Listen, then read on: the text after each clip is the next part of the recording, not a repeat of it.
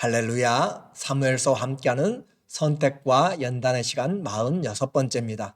여러분 모두를 주님의 이름으로 사랑하고 축복합니다. 하나님 말씀 보겠습니다. 사무엘하 13장 21절 다윗 왕이 이 모든 일을 듣고 심히 노하니라. 오늘 본문의 말씀은 바른 징계라는 주제로 말씀을 같이 나누겠어요. 다윗이 밧세바와 이런 범죄 사건을 통하여서 하나님이 다윗 가정에 칼이 떠나지 아니하는 그런 심판을 명하였습니다. 밧세바의 가정, 우리아의 가정을 파괴시켰는데 이제 다윗의 가정이 풍비박산이 나는 내용들이 나오게 됩니다.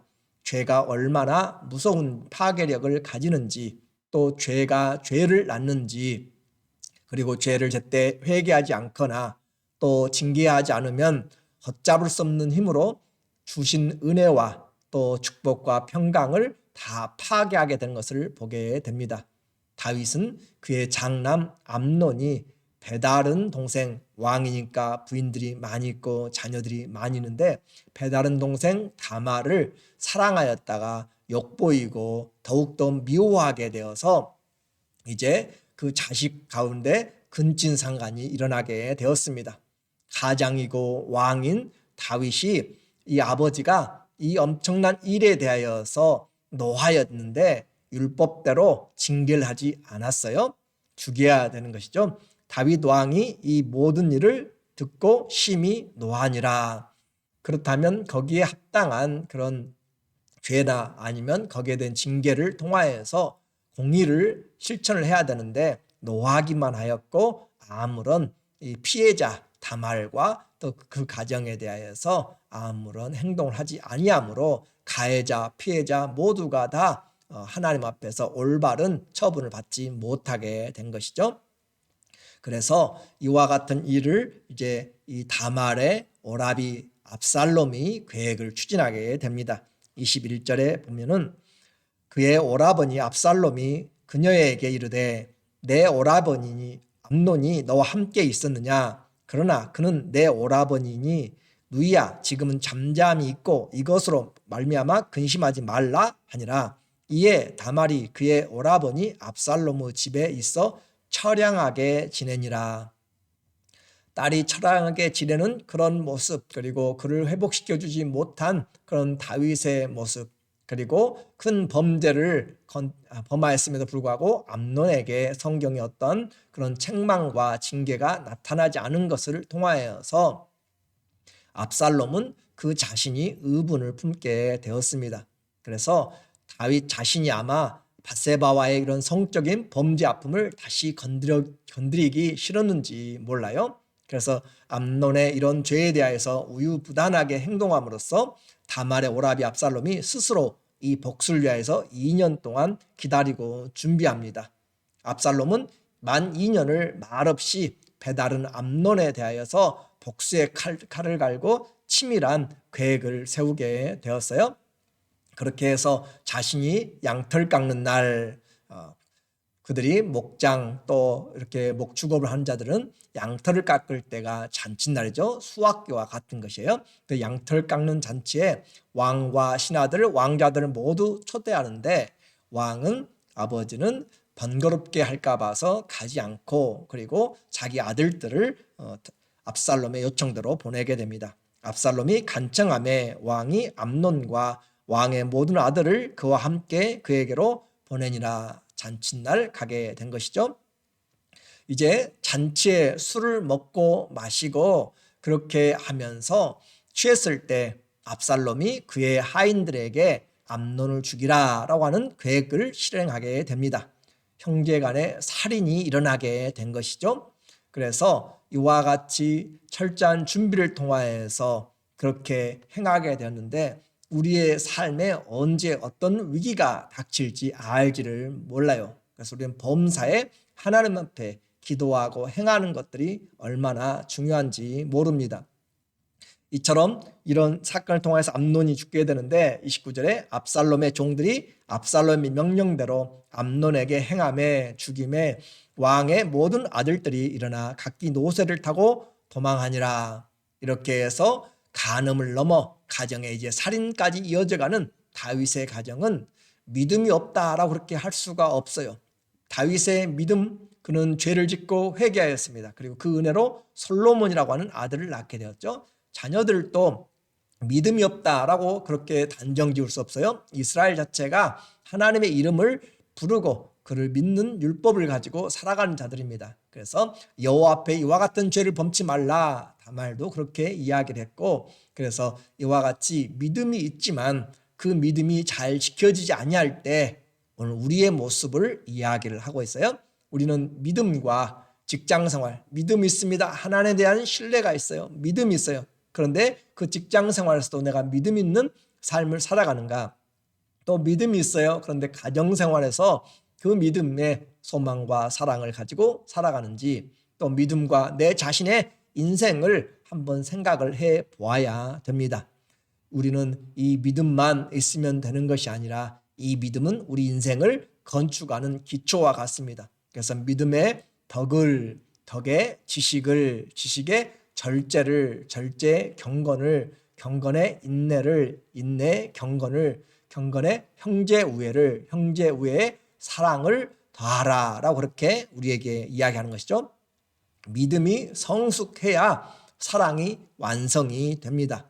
그래서 우리는 믿음이 있는데 신앙의 인격이 없을 때 얼마나 개인주의적이고 얼마나 부족한지 모릅니다. 그래서 성숙하지 못하면 이 신앙이 다른 사람들을 시험에 들게 만들 수 있어요. 내 믿음 좋은 것 때문에 이것은 내게 감사요, 내게 기적 같은 일인데 그렇게 생각했는데 다른 사람의 것들을 빼앗아 올 수가 있는 것이고 또 다른 사람에게 피해를 줄 수가 있는 것입니다.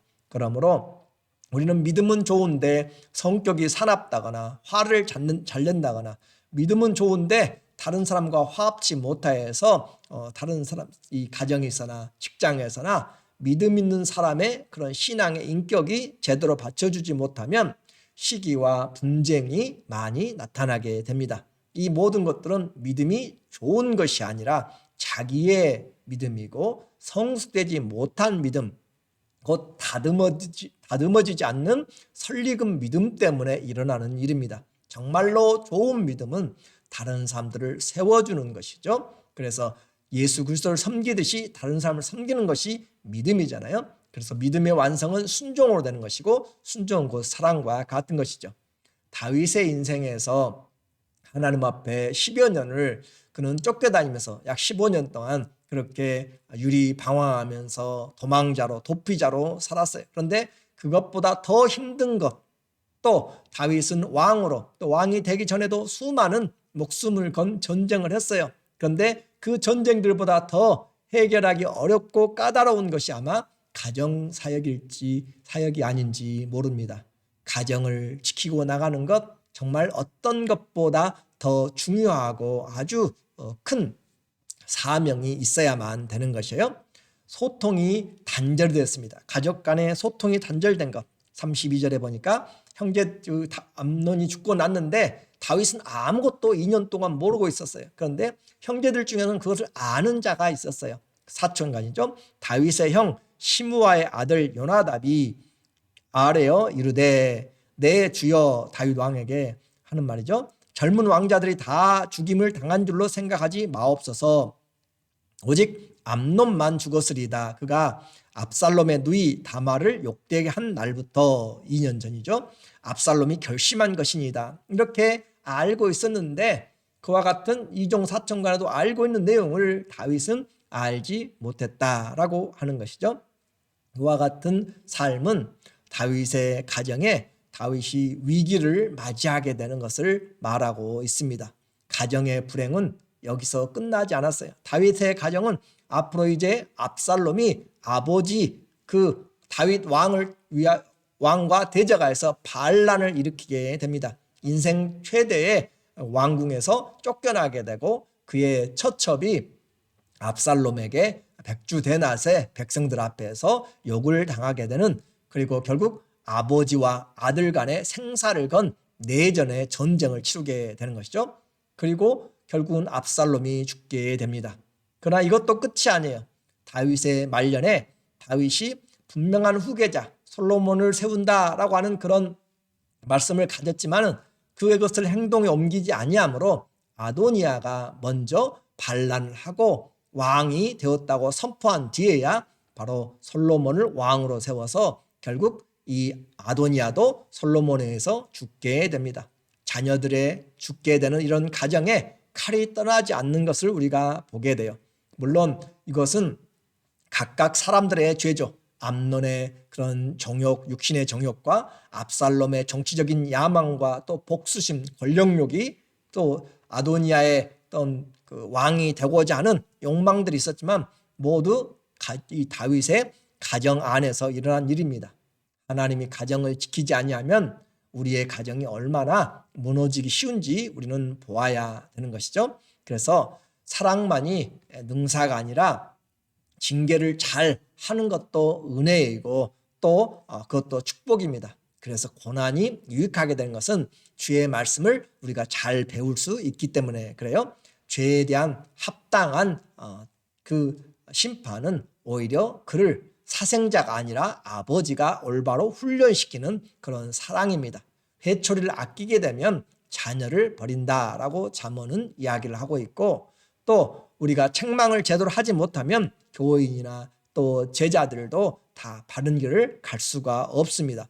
성도들의 올바른 징계, 권면은 필요한데 이 시대는 징계와 권면이 사라지고 사람들의 눈치에 따라서 행하지 못하고 있는 그런 시대가 되어버린 것이죠. 우리는 이런 가정을 보면서 다윗의 가정만이 아니라 우리들의 가정에서까지 바로 이런 죄의 가정들을 통하여서 또 특별히 다윗의 죄인된 가정을 통하여서 메시아 대신 예수님이 오셨다라고 하는 것을 생각해 볼 때 이것은 우리의 믿음의 자랑이 아니라 오직 하나님의 은혜로우신 섭리였다. 하나님의 은혜로 우리에게 주신 하나님의 사랑임을 알게 됩니다. 그래서 바른 징계, 힘들고 어렵지만 그것이 죄를 막아주는 것이고 또 하나님 앞에 올바로 말씀을 배워서 알아가게 되는 것입니다. 사랑하기 때문에 바르게 책망하고 또 사랑으로 권면함으로써 우리가 맡은 바 삶을 잘 살아가는 그런 하나님의 지혜로운 자들이 되어서 하나님 앞에 범사를 행하기 전에 주님의 뜻을 구하고 믿음이 다 있어요. 그러나 다윗도 그 일들을 하기 전에 그리고 또 이 압살롬도 모두가 다 기도하면서 또 하나님 앞에서 살아갔다고 생각하면 많은 것들을 더 주실 수가 있을 것입니다.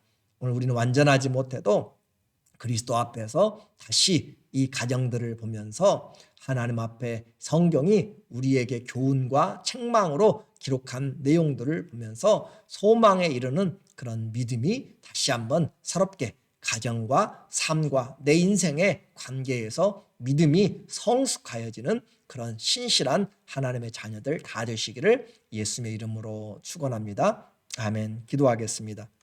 하나님 아버지, 오늘 우리의 길을 잘 가고 있는지요? 우리의 가정, 우리의 인생 하나님 앞에 무엇을 행하기 전에 주님 앞에 살아가게 도와주시고 죄를 범한 즉 바로 회개하게 하시고 하나님 앞에 올바른 그런 삶을 통하여서 징계가 없는 것이 중요한 것이 아니라 하나님과의 관계를 의로운 관계로 이어나갈 수 있도록 도와주시옵소서. 한 사람 한 사람 우리의 자녀들을 가정들을 세워주시고 주 안에서 복된 가정, 그리스도의 은혜가 넘치는 가정, 하나님이 세워주심으로 전통의 화살이 가득한 것처럼 온 가정에 하나님의 은혜의 복을 무성하게 받고 넘쳐나는 그런 축복된 가정들로 주님이 인도하여 주시옵소서. 우리의 가정을 세우시고 복 주시는 예수님의 이름으로 기도 주옵나이다. 아멘. 우리에게 주신 모든 삶에 하나님 앞에서 사는 삶 너무너무 중요합니다. 다시 돌아봐서 말씀 안에서 돌아오는 그런 우리의 자녀들 또 우리의 삶이 되도록 함께 노력하고 생활했으면 좋겠어요. 사랑하고 축복하고 감사합니다.